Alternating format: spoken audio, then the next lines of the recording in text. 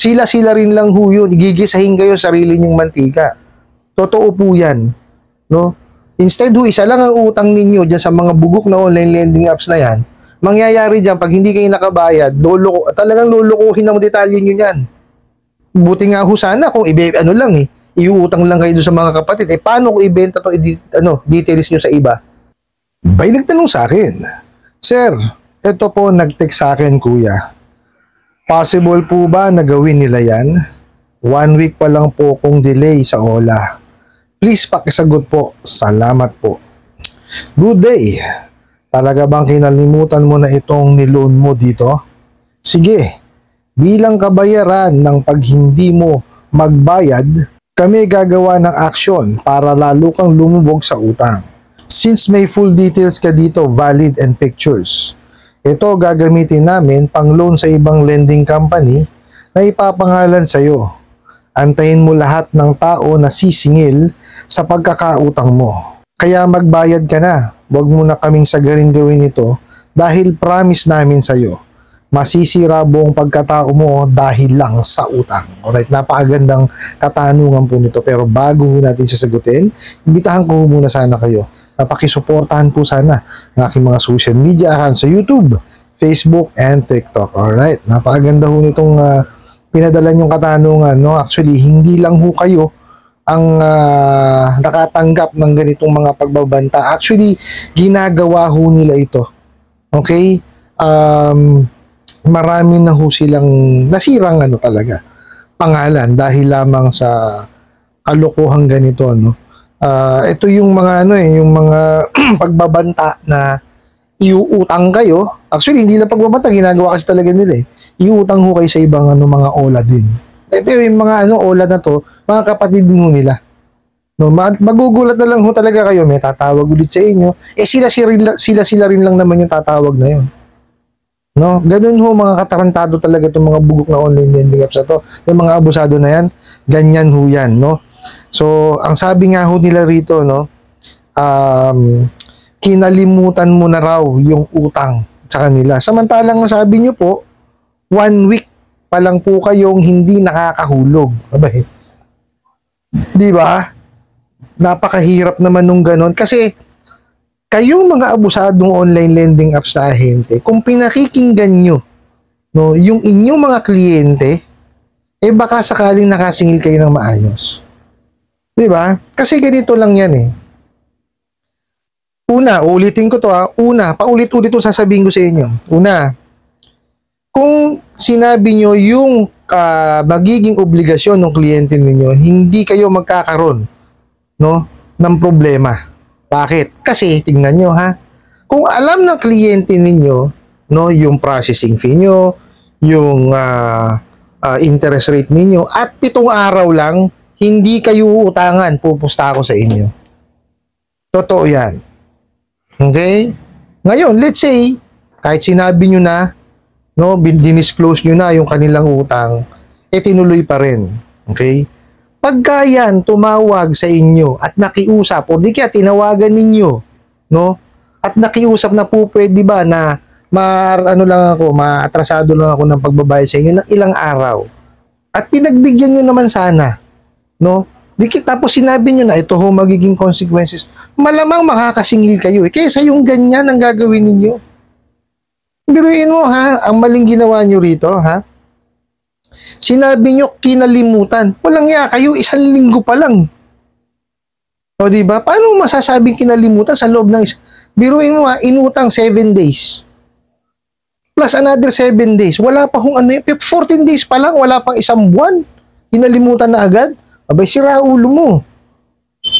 Diba? Sabi ko sa inyo, magpalit na kayo ng hanap buhay. Hindi kayo bagay rito. Hindi kayo nararapat sa ganitong hanap buhay.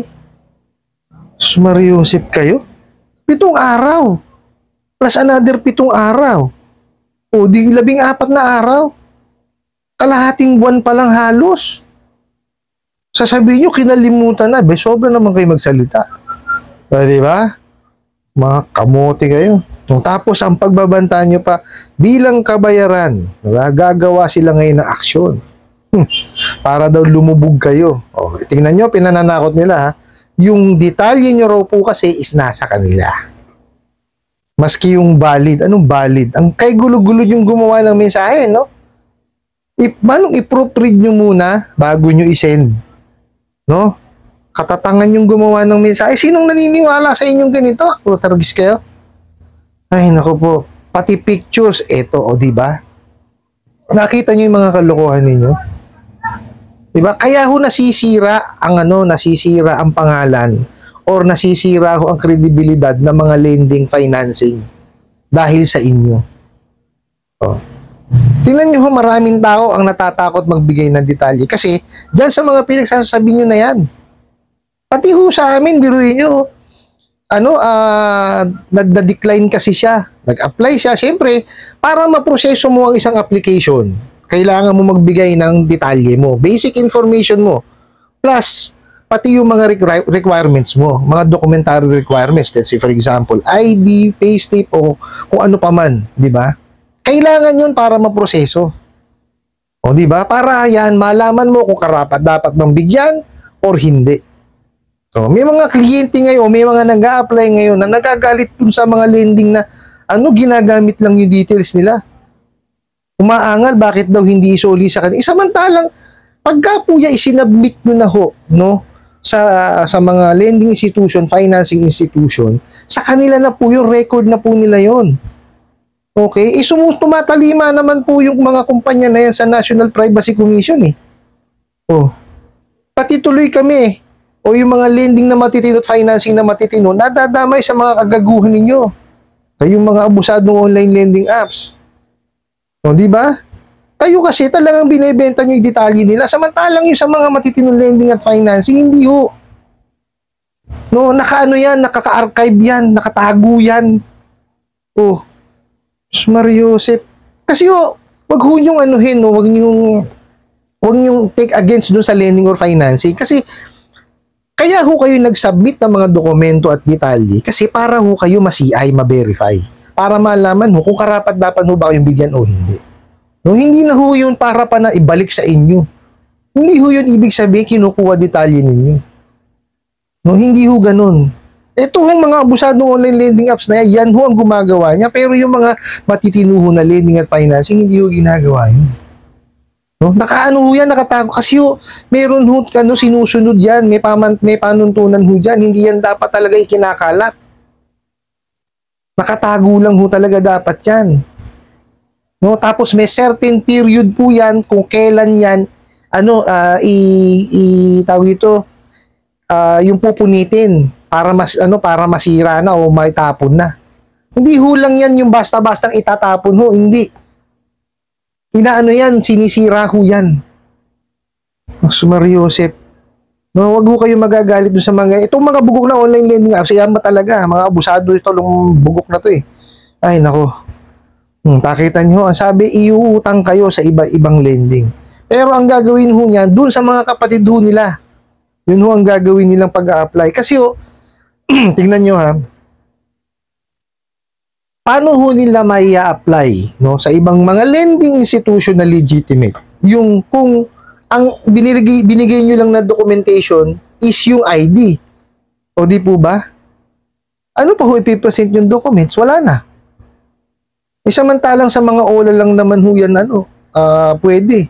Sa ibang lending at financing ho, hindi kasi may mga hinihingi pa ho silang mga documentary requirements, di po ba?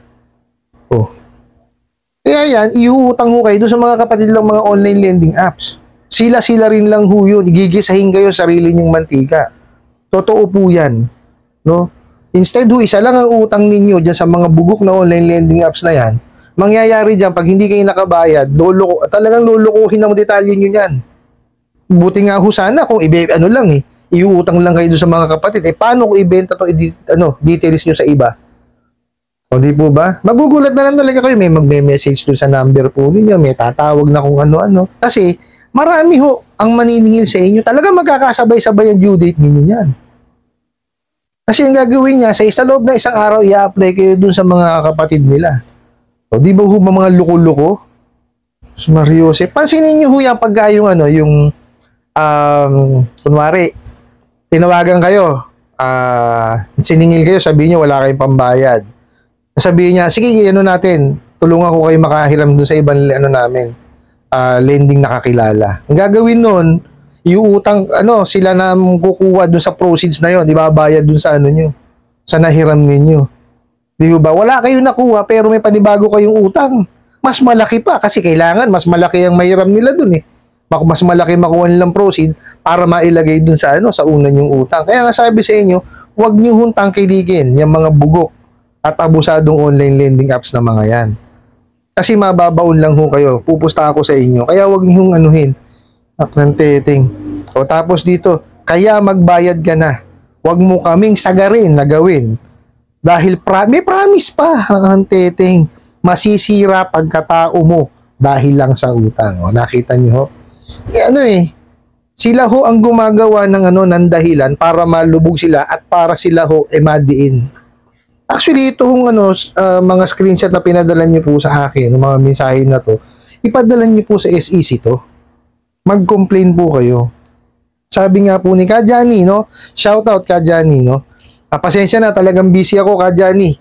Hindi ako hindi ko magawang talagang kapunta sa inyo, no? Kasi may pinagawa akong t-shirt si Kajani, no? Maraming salamat Kajani doon sa t-shirt. Hindi ko pa ho makuha. Okay, dahil napakarami ko ho talagang ginagawa. Okay? Pansin niyo ho ngayon, bungi-bungi ho. Hindi ho ako makapag-upload araw-araw, no? So balik ho tayo. Okay, sabi nga ho ni Kajani, pag-mensahe ho kayo sa SEC, pag nakapag-mensahe kayo, padala niyo ho yung mga screenshots, no? Tapos pag pinatawag ho kayo ng SEC, atenan niyo po. No, hindi po pwedeng hindi nyo atinan kasi kailangan nyo pong magpursige para ho madiin itong mga bugok at abusadong online lending apps na to. Hindi po pwede complain lang. No, paglaanan nyo ho talaga ng oras. Tapos, pwede rin nyo naman yan isubmit sa PNP, pati ho sa NBI. No, po pwede ho yan. Sa Department of Justice, pwede rin po. No? Tapos, kung sa tingin nyo, merong privacy breach, sa National Privacy Commission, pwede rin po kayo mag-message. Di ba? Pero pag pinatawag po kayo, pupuntahan nyo po. Hindi po pwedeng hindi nyo puntahan. Kailangan nyo po siyang talaga, paglaanan ng panahon. Ngayon, dito po sa nagpadala po ng katanungan, wala ho akong ibang sasabihin sa inyo, paulit-ulit po. Pag-ipunan nyo po ya't bayaran. Kasi sakit ng ulo yan. Okay? Kung ano man po yung nakalagay sa ceiling on interest rate, yun na lang po ang sundin niyo. Batas yun eh. Hindi po ba? Memorandum ng SEC yan, tsaka ng BSP. Actually, memorandum ng SEC yan na inadapt po o pina-adapt sa SEC. So, ibig sabihin yan ang dapat nasusunod pagka po ang utang is 10,000 pababa. So, yan pong ceiling on interest rate. Kung ang utang nyo po is alam na nakapalobo dun sa ceiling on interest rate, yun lang po ang bayaran po ninyo. Pag-ipunan nyo siya, tsaka nyo bayaran. Wag ho kayo magpaparsyal yan sa mga bugok na yan. At nako, wala hong po patutunguhan yan. No, pagka kayo nagparsyal lang dyan sa mga bugok na yan. Pasensya na ho kayo, may mga fireworks po na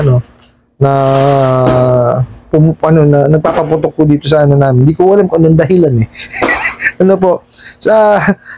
Balulitin ko, pag-ipunan nyo, tsaka nyo siya bayaran. Wag ho kayong magpaparsyal. Kasi pagka nga nagparsyal kayo, wala hong patutunguhan yan. No? Kumbaga, mababaw, magbabayad kayo na magbabayad, wala namang pinatutunguhan, hindi naman nababawa sa utang ninyo. I hope nasagot ko po itong katanungan na to at sana po ay makatulong. Maraming salamat po sa inyong walang sawang pagsuporta at panonood sa aking mga videos. Maraming salamat po sa inyong pag-like, pag-share, pag-comment at pagtatanong. And kunin ko na rin po itong opportunity na to na imbitahan po sana kayo na pakisuportahan po sana ang aking mga social media accounts sa YouTube, Facebook, and TikTok. Hanggang sa muli po, yun lang.